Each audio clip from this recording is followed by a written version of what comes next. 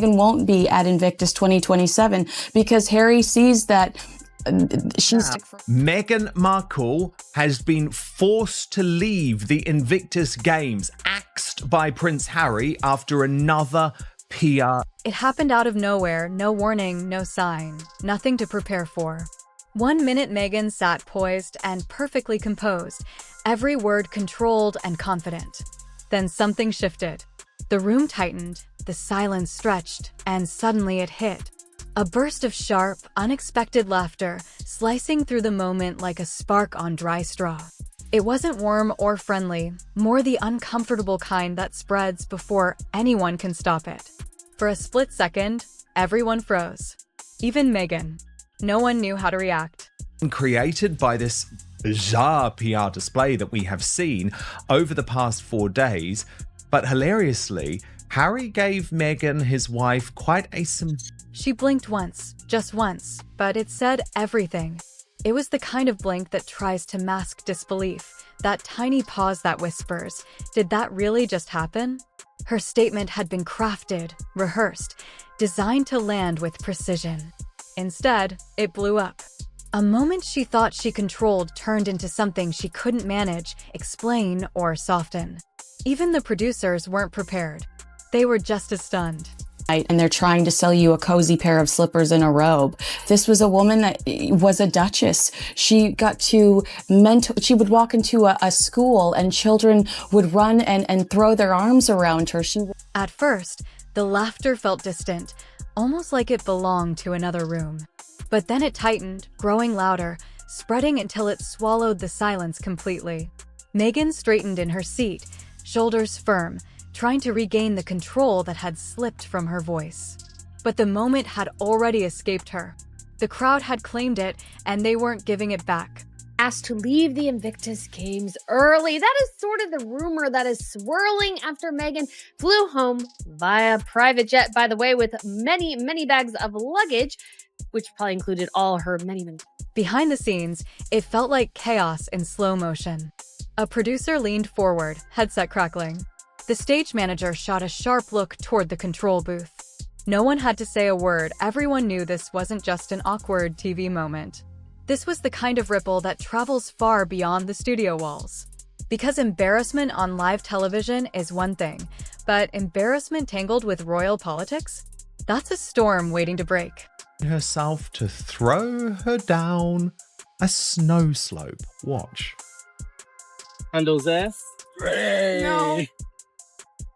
Okay, let me know when we're clear on 4.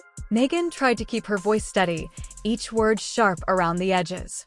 You could hear the tension beneath it, like someone forcing calm through clenched teeth. Her smile was tight, almost brittle, but the room had already shifted. The laughter faded into a heavy, uncomfortable silence, the kind that exposes everything. This wasn't just an awkward slip.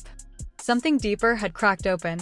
But of course, this got all the rumor mill churning because Meghan Markle likes to make a spectacle of herself at the Invictus Games. Her and Harry's very much excessive PD. And even as she kept talking, pretending nothing was wrong, the damage was already done. Whispers began backstage, soft at first, then spreading quickly from the studio to the control room and into inboxes miles away. Then it crossed the ocean, landing exactly where she feared most. The palace. Because that laughter wasn't random. It wasn't harmless. It was a signal. Body weight back, bum up, and go. Feet up. Feet up. 3, 2. No, I really don't want to do it. Yeah, Come on, you'll be absolutely fine. Okay. You'll be fine. You'll be fine. Ready? 3, 2, 1, go. Here we go. Everyone assumed the moment began under those bright studio lights, but it hadn't. It started long before that single line she delivered. That line was just the spark. The fuse had been burning for weeks. Meghan's team had spent days shaping that message, crafting a subtle reset to her image, a new narrative, a careful reframe. She wasn't just speaking, she was positioning. Every word was designed to sound strong yet untouchable, hinting at status without ever naming it. And for a while, it worked. But not that day. Because the audience caught something her team missed, the disconnect, the gap between who she once was and who she is now.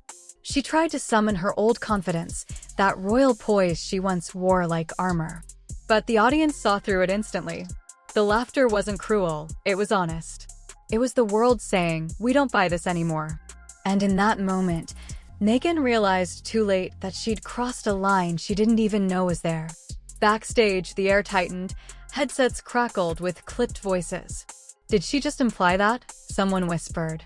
Another voice cut in, sharp. "Clip that. We'll need it." Everyone knew this wasn't just a slip, it was dangerous. What Meghan didn't realize was that within hours, that clip would reach the palace. And once it did, everything shifted. When the advisors gathered around the screen, they replayed the moment again and again. The laughter, the blink, the strained smile, the overreach. And when the clip ended, one voice finally broke the silence. "We have to stop this." Those 5 words changed everything. The palace didn't see a harmless TV mistake, they saw a pattern. Subtle claims, careful phrasing, little pushes toward royal authority.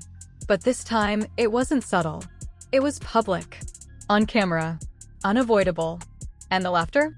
That was confirmation the public had spotted it too. Inside the palace, the tension was sharp.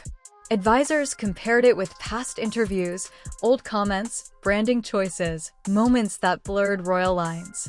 Until now, they'd stayed quiet. But this was the breaking point. Because laughter can't be spun. You can reinterpret applause, you can explain silence, but laughter? That's rejection in real time. The king's response came quietly. No anger, no show. He watched the clip twice, hands still, advisors waiting. Then he finally spoke, and the room went cold. Was this intentional? No one answered. Some believed Meghan was testing boundaries. Others thought old instincts had slipped through. Either way, it needed action. Charles leaned back, fingers interlaced, and said simply, "If she implies royal authority publicly, silence will look like consent." That couldn't continue. The words were calm, but they carried the weight of a decision years in the making. From that moment on, it wasn't conversation, it was action. Charles ordered every past warning reviewed, every correspondence rechecked. For the first time, he wasn't treating it as a single moment. He was treating it as a pattern. Meanwhile, in Montecito, Meghan had no idea. She still believed the moment would pass until Harry walked in. When he told her what the palace was preparing, the change in her expression said everything. Not anger, not denial, fear. The quiet kind, the kind that shows up as complete stillness. Her team erupted instantly, whispers flying, phones buzzing, laptops opening. Within minutes, her living room transformed into a crisis hub. They tracked metrics, mentions, search spikes. The clip wasn't viral yet, but the wave was rising. Then someone said the line that froze them all. "If the palace responds publicly, we lose control of the narrative." Everyone understood what that meant. The palace never responds. If they did, it was serious. Harry tried to reassure her, said it was misinterpreted, just a moment taken the wrong way. But Charles didn't see it that way. He'd watched the clip. He'd seen her expression. Then the final blow came. A senior advisor told her team quietly, they're preparing to formalize boundaries. The words landed like a stone. It meant the polite warnings were over. It meant distance. And just like that, from London to California, 2 worlds began moving in opposite directions. While Meghan's team scrambled for solutions, the palace moved in the opposite direction. Officials drafted documents, clarifications, restrictions, new rules outlining exactly what she could and could not imply. "This isn't punishment," an aide said. "It's protection."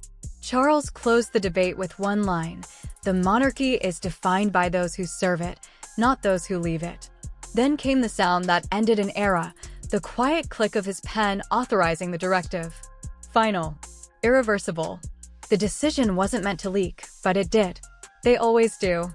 Within hours, journalists picked up the scent. Headlines hinted, "The palace has moved." Questions flooded the news cycle. What happened? Why no? By morning, the story was everywhere. Clips of the audience laughing replayed nonstop. Commentators analyzed every second. Late-night hosts joked about the moment that broke the room.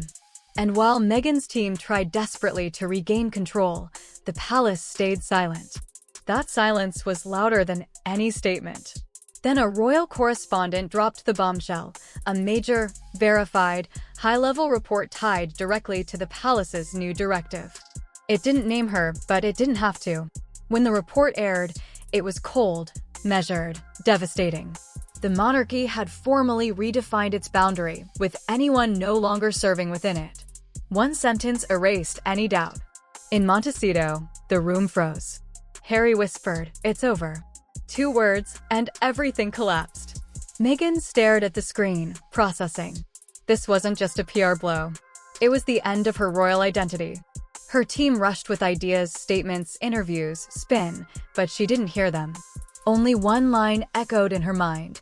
The monarchy will no longer recognize or respond to public implications of royal authority. Finally, she stood, her voice cold, controlled. They think this ends the story. It doesn't. And that's where the real twist began. Because while the palace works in protocol and permanence, Meghan works in narrative. And the moment they drew their line in ink, she was already planning how to cross it. Her silence hung in the room, heavier with each second. The palace statement still glowed on the screen, but she didn't move.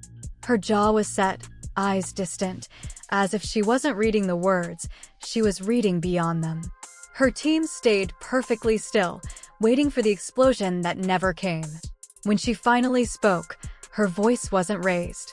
It was sharp, steady, dangerously calm. "They think this will silence me," she said quietly, almost like she was speaking to herself.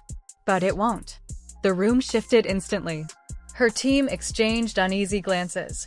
They knew this version of her, the calm before she pushed back harder than anyone expected. Harry stepped forward, gentle, pleading. "Meg, please don't make this worse. Let it cool down." She turned to him, eyes cold and unblinking. "Cool down," she repeated, disbelief dripping through every word. "They just erased me." Her voice trembled, not from weakness, but from fury held tightly in place. She'd been criticized before, mocked before, but this was different. This was being cut out of a story she believed she'd helped shape. Her PR strategist rushed in. "We can control this," she said quickly. "We can spin it, frame it as unfair, outdated, patriarchal. Something that wins sympathy again." But Meghan wasn't listening. She was pacing now, each step sharper than the last. "They built a wall," she muttered. "They want me on the outside looking in. Fine. Then I'll build something bigger, something they can't ignore." Harry sank into a chair, hands over his face. He looked exhausted, defeated. For years, he'd tried to keep peace between 2 worlds that refused to overlap. But this moment felt final. "Meg," he said quietly, "this isn't a battle you can win." She stopped, turned, and met his eyes with the same fierce focus she used on camera. "I don't need to win," she said. "I just need them to regret underestimating me." Across the ocean, the palace moved with its usual precision, emails drafted, briefings prepared, silent coordination behind closed doors. No rush. No panic. The decision had been made, and now they were simply reinforcing it. No public statement, no drama, just quiet authority, the kind that speaks loudest without speaking at all. The media, however, was anything but quiet. Headlines multiplied by the hour. Montecito in crisis. Palace breaks silence by saying nothing. Analysts dissected every second of the studio clip, some calling it a defining humiliation, others saying it was the moment the palace drew the line. Every version of the story wrapped tighter around Meghan's name. In California, that pressure hung over the house like thick fog. Her team worked through the night, drafting, deleting, rewriting. Every word felt risky. Every moment of silence felt like surrender. Near dawn, Meghan finally broke it. "We'll go on camera," she said firmly. "Not to defend, just to speak. They've had their moment. Now it's mine." Her team hesitated. "If you do that, the palace might respond publicly." Meghan's lips curved into a small, knowing smile. "Good," she whispered. "Then everyone will see exactly what they're afraid of." Harry looked at her, eyes heavy. "And what are you afraid of?" he asked softly. She paused only for a second. Confidence flickered, revealing something.